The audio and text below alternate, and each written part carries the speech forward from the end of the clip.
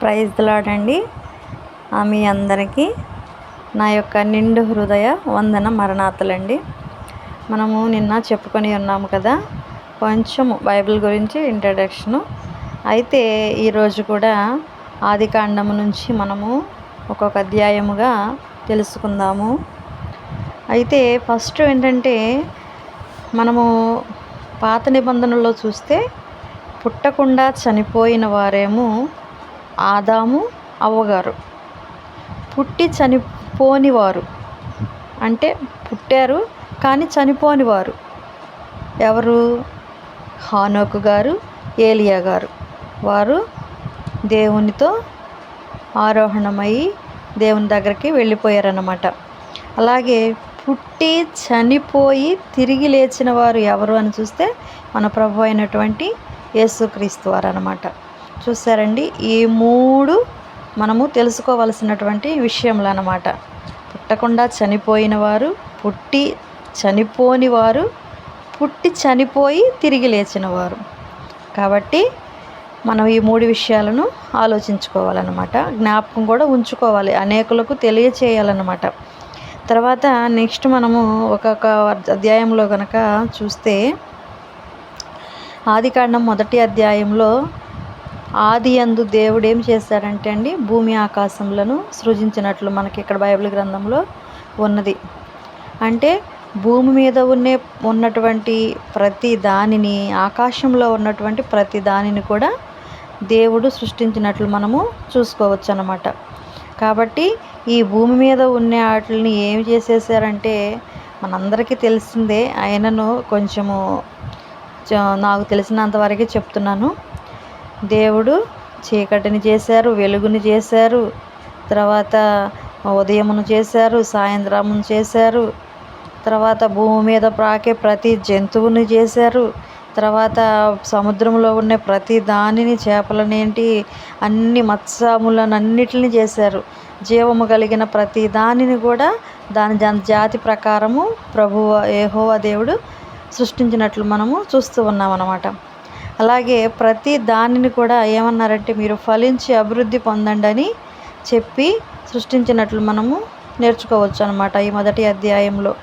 అయితే ఇలా చేసిన తరువాత ప్రతి దానిని ప్రభువారు ఎంతో ఇష్టంగా చేసి ఉన్నారండి. అయితే అలా చేసిన తర్వాత ఆయా జంతువులను కానీ, ఆయా పక్షులను కానీ, ప్రాకు ప్రతి పురుగును కూడా ప్రభువు మంచిదిగానే చేశారు. అయితే ఇలా చేసిన తర్వాత ప్రభువారు మన స్వరూపమందు మన పోలిక చొప్పున నరులను కూడా చేయుదుమని ఆలోచన కలిగి మనల్ని సృష్టించినట్లు మనము చూడొచ్చు అన్నమాట. వారు ఏం చేస్తారంటే, ప్రతి జంతువుని మీద, ప్రతి సముద్రపు చేపలేంటి, ఆకాశ పక్షులేంటి, ప్రతి దాని మీద వాళ్ళు ఏలుదురుగా కానీ ప్రభువారు పలికి ఉన్నారన్నమాట దేవుడు. అలా పలికినప్పుడు చూడండి, దేవునికి మనం అంటే ఎంత ఇష్టమో కదండి. ప్రతిదీ మనమే ఏలాలని, మన ఇష్టానుసారంగానే ఉండాలని చెప్పి ప్రభువారు మనకే అప్పచెప్పేశారనమాట. కాబట్టి ఎలా సృష్టించిన తర్వాత నరుని స్త్రీని గాను పురుషుని గాను సృజించినట్లు మనము చూడవచ్చు అన్నమాట. కాబట్టి వారిని ఆశీర్వదించిన తరువాత ఇలా మానవుని యొక్క స్వరూపమును చేసినటువంటి ఆదాము అవ్వగారు మనకు తెలిసిన విషయమే. కాబట్టి వారి ఇరువురిని చేసిన తర్వాత వారిని ఆశీర్వదించి వారిని ఏం చేశారా అంటే, ఫలించి అభివృద్ధి పొంది విస్తరించండి అని చెప్పి భూమిని నిండించి దానిని లోపరుచుకోమని చెప్పి ప్రభువారు వారికి చెప్పినట్లు మనము చూడవచ్చు అన్నమాట. అయితే ఇలా ప్రతి దానిని అండి తాను చాలా మంచిదిగా చేశారనమాట ప్రభువారు. ఇలా చేసినప్పుడు అస్తమయమును ఉదయమును కలుగగా ఇదంతా ఎలా చేశారంటే 6 దినములలో చేసేసారండి ఈ సృష్టి అంతటిని. చేసినప్పుడు ఇది 1వ అధ్యాయంలోని వివరణ అన్నమాట. తర్వాత మనము 2వ అధ్యాయంలో కూడా చూస్తే ప్రభువారు ఇలా సమస్తమును సంపూర్తి చేయబడిన తర్వాత 7వ దినమును ఏమి చేశారంటే, విశ్రాంతిని తీసుకోవచ్చు, విశ్రాంతి దినముగా ప్రభువారు ఏర్పాటు చేసి ఉన్నారన్నమాట. కాబట్టి దేవుడు ఆ దినమును ఏం చేశారంటే ఆశీర్వదించి పరిశుద్ధపరిచారన్నమాట. దానిని మనము కూడా ఆచరించవలసిన వారమై ఉన్నాము. ఎందుకంటే మనం ఆ రోజులు ఎంతో కష్టపడతాము మన కుటుంబంలో నిమిత్తము. 7వ రోజు మాత్రము దేవుని సన్నిధికి వెళ్ళి దేవునిని మనము స్తుతించవలసిన వారమై, ఆరాధించవలసిన వారమై ఉన్నామండి. కాబట్టి మనం చేయవలసినది ఏమిటంటే ప్రభువారు 7వ దినమున ఏ విధముగా విశ్రాంతి తీసుకున్నారో మనము కూడా 7వ దినమైనటువంటి ఆదివారము దినమున మనము ఇదివరకు ప్రభువారి కాలంలో విశ్రాంతి దినం అంటే శనివారం అనేది వచ్చింది. కానీ యేసుక్రీస్తు ప్రభువారు వచ్చిన తర్వాత మృతుడై పునరుద్ధాన్ని తిరిగి లేచిన తర్వాత మనకి ఆదివార దినము అనేది పునరుద్ధాన దినముగా, పరిశుద్ధ దినముగా ఆచరించడం అనేది జరిగిందనమాట. కాబట్టి ఈ ఆదివారం అనేది మనము దేవుని సన్నిధికి వెళ్ళి దేవునికి కృతజ్ఞతాస్తుతులు చెల్లించి ఆయనను ఆరాధించవలసిన వారమై ఉన్నాము. అలాగే ఈ 2వ అధ్యాయంలోనే చూస్తే మనకి ఇదివరకంట ఇప్పుడైతే ఈ నీళ్లు వానలు వీటితో కానివ్వండి పంటలు పండేది. అప్పుడైతే ఆ కాలంలో ఆవిరితోనే పంట పండేది. అప్పుడు వాన అనేది లేదు. కాబట్టి ఆవిరితో పంట పండేదంటే చూడండి ఎంత ధన్యతో. మరి దేవుడు అనాది కాలంలోనే ఎంత గొప్ప కార్యములుగా చేసి ఉన్నారు. అలాగే ప్రతి చెట్టును కానీ ప్రతి ఆహార వృక్షమును కానీ తినమని చెప్పి ఆదాము అవ్వ గారికి మనము చెప్పినట్లు మనము తెలుసుకోవచ్చు. అయితే జీవవృక్షం అనేది తెలివినిచ్చు చెట్లను నేల నుండి ప్రభువారు మనము ఒలిపించినట్లు మనం ఈ అధ్యాయంలో కూడా చూసుకోవచ్చు అన్నమాట. అప్పుడు ఆ తోటని తడుపడానికి ఏదోనులో నుండి ఒక నది అనేది బయలుదేరిందండి. ఆ నది ఎలా విడిపోయిందంటే 4 శాఖలుగా విడిపోయిందనమాట. అది మొదటిగా ఏంటంటే పీషోను, 2 గీహోను, 3 హిద్దెకేలు, 4 యూఫ్రటీస్. ఈ 4 శాఖలుగా చీలిపోయిందనమాట. ఎందుకు? ఆ తోటను తడుపడానికి అనమాట. ఏదోనులో నుండి వచ్చినటువంటి ఒక నది. ఆ నది పీషోన్లో అంట బంగారము, బోళము, గోమేదకం అంట బాగా దొరికిద్దంటండి. అలాగే ఇది హలీలా దేశం చుట్టూ పారేదంట. తర్వాత గీహోను అనేది చూస్తే ఇదంట కూషు దేశం చుట్టూ పారేదంటండి ఈ నది అనేది. తర్వాత హిద్దెకేలు అనేది చూస్తే అషూరు తూర్పు వైపున పారేదంటండి. యూఫ్రటీస్ అంటేనేమో పరాతు అని అర్థం మనం చూసుకోవచ్చు అన్నమాట. కాబట్టి ఈ చూసినట్లు మనం చూసాము కదా, ఈ తోటను తడపటానికి ఒక నదిని ప్రభువారు ఏర్పాటు చేసి ఉండగా ఆ నది 4 శాఖలుగా విడిపోయిందనమాట. తర్వాత ఈ తోటని కాయటానికి ఒక నరుని తీసుకొని సేద్యపరచుటకు దానిలో ఉంచారండి. ఎవరు ఆ వ్యక్తి? ఆదాము గారు అన్నమాట.